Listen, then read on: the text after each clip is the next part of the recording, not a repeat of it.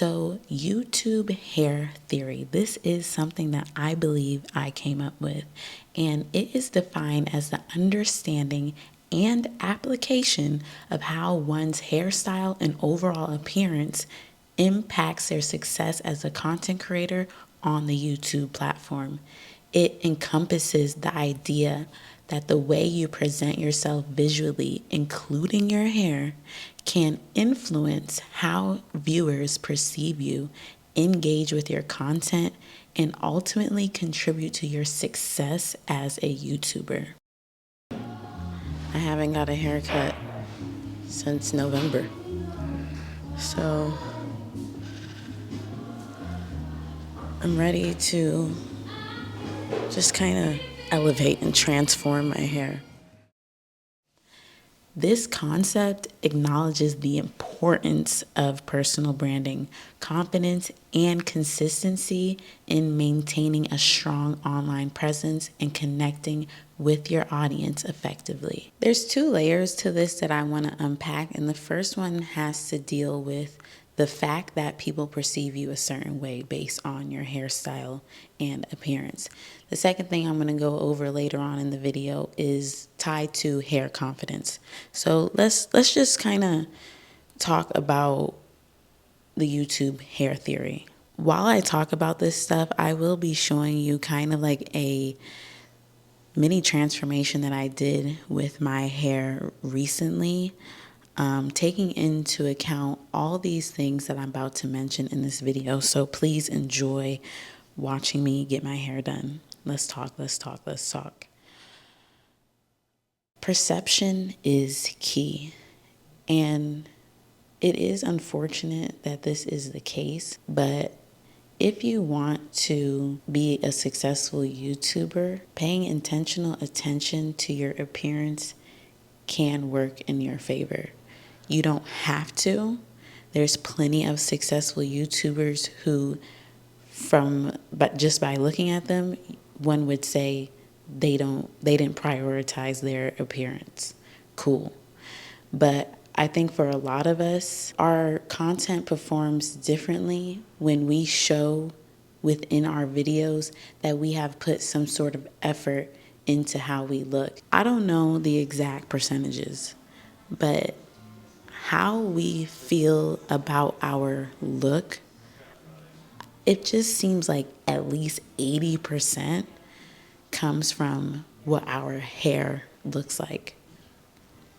And your hairstyle specifically communicates different things about you. Hairstyles can convey certain messages or signals about a person's personality, identity, and even their social status. Whether it's right or wrong, people do make judgments or assumptions about others based on their hairstyle.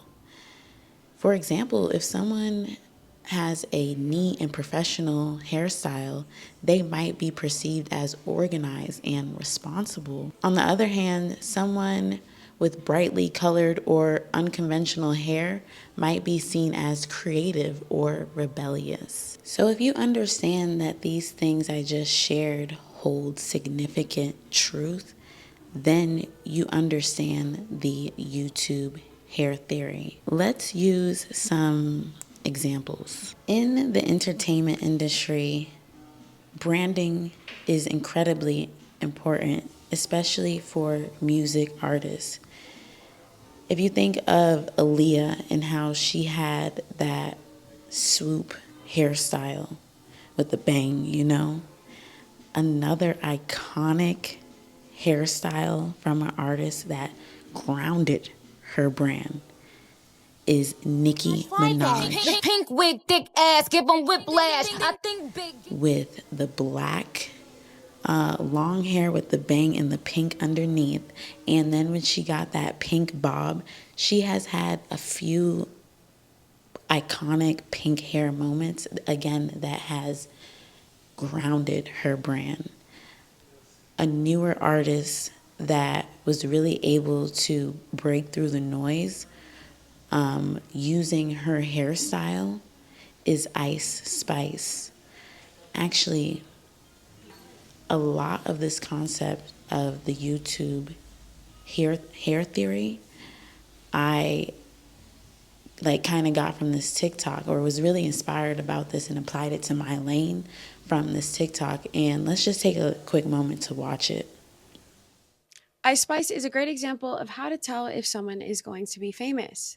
For those of you new here, hi, I'm Kokomoko. I work in media, and I've made a career off of accurately predicting trends and rising stars. I recently made a video about the Hollywood hair theory, which is essentially that if you want to become a household name, you have to have an iconic hair. This is Ice Spice before she was famous, and of course she is gorgeous. And besides a couple other factors, you of course have to have a very iconic hair to finally stand out and break into the public conscience. And Ice Spice really started to become a household name when she had the short, curly orange hair. Because it was so different from what anyone else was doing, it really stood out and it was so memorable. Even if someone hasn't heard her music, although of course I'm sure that's very rare now, they would still know who she is because she has an iconic look. And I'm sure it's no coincidence that even when she wears her hair straight, it is still orange because that is how you know that it's her.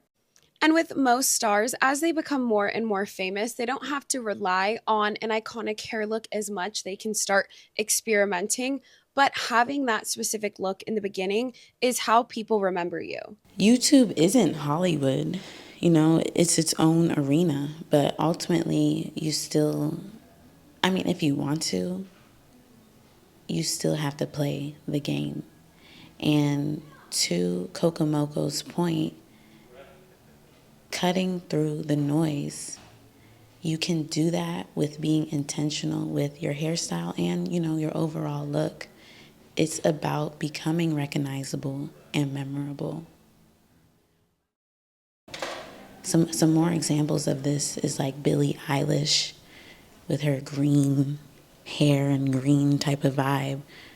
Ariana Grande in that ponytail. Come on. Even Lil Yachty, earlier in his career when he rocked the red hair. And also Beyonce when she wore braids back in the day, and throughout her career maintaining her various blonde highlight, type of look over time.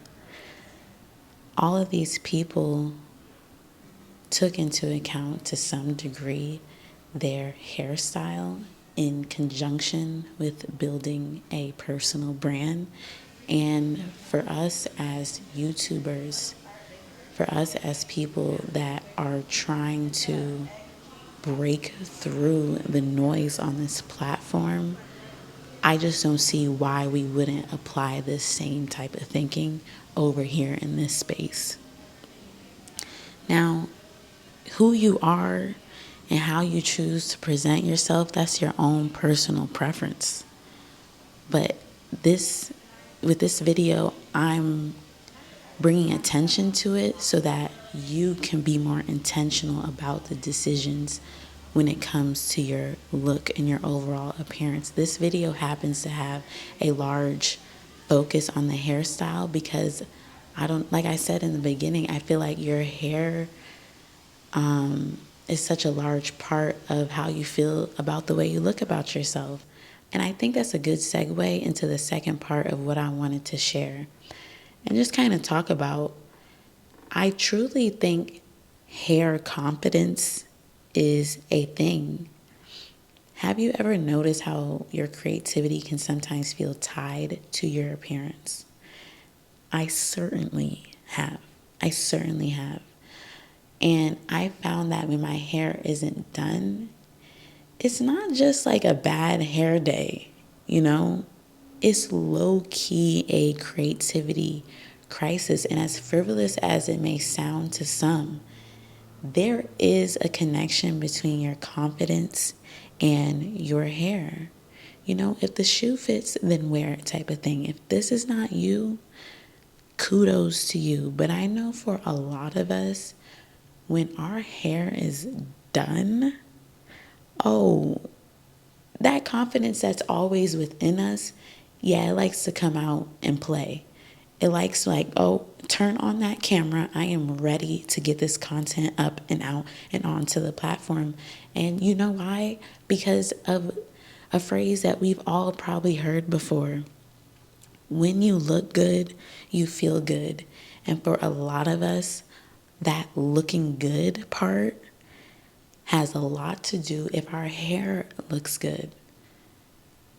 Your physical features, your face and your clothes and everything else that makes up you, in my opinion, that stuff doesn't have to be all the way there. Like you can work around that.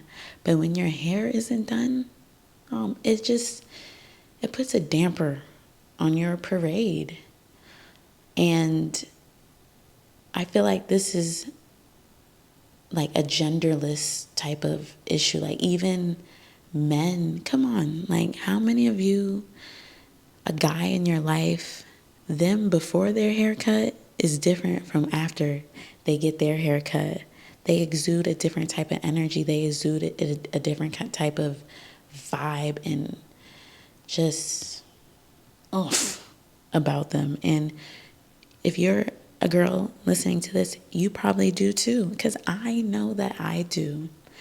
And with all this being said, with me just being aware of this fact, what I'm doing to help just elevate my YouTube journey, just elevate my channel and elevate like my personal brand and be intentional about that, is thinking about what is a hairstyle that can help me, like that I want to rock, that will help me become recognizable in terms of my personal brand. I'm not the one for switching it up. And you know, an example that I didn't bring up, let me talk about an outlier and all these things and all these examples that I shared. And that outlier is Rihanna.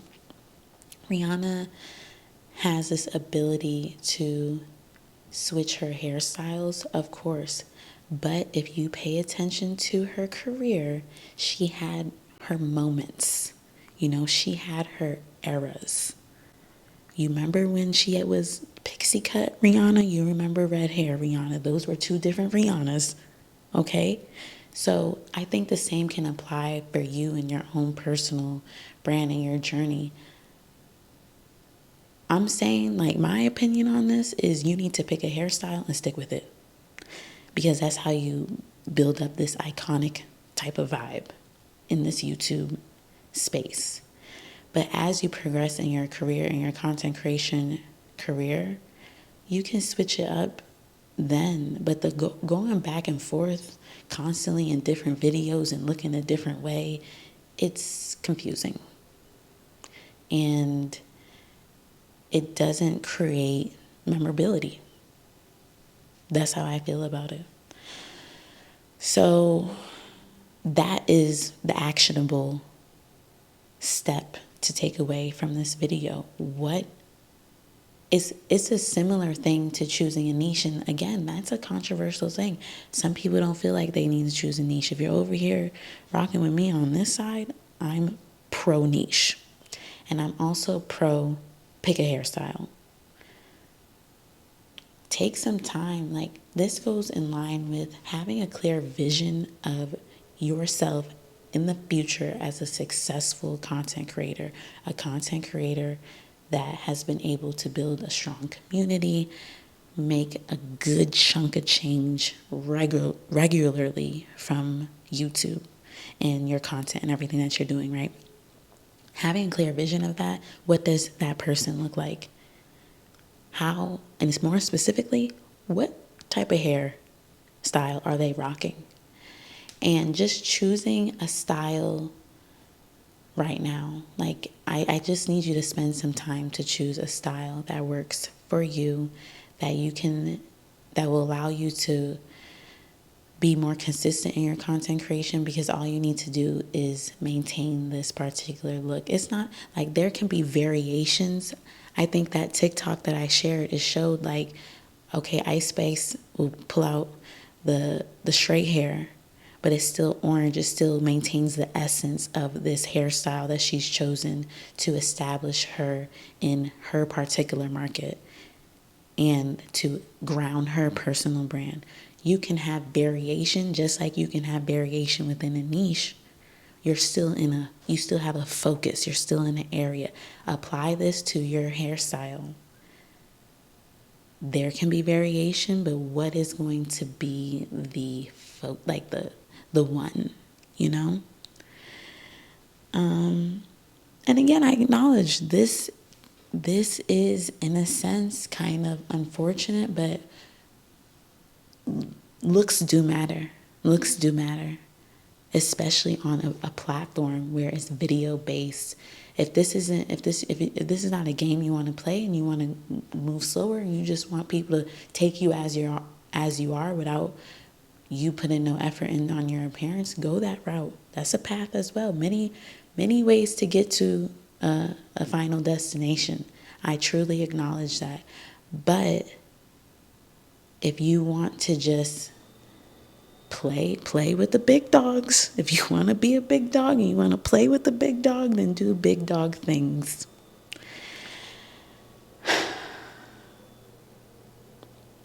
Do big dog things. All right, guys, this is the finished look. I love it. I feel like I always, since becoming a straight-haired natural, wanted to wear my hair really with a lot of volume, but it's hard to maintain throughout the week. But with this, and I love the cut. I love the haircut. I hope you can see I'm wearing black, but it just looks so nice and put together. I'm looking at myself in the viewfinder, but I love it.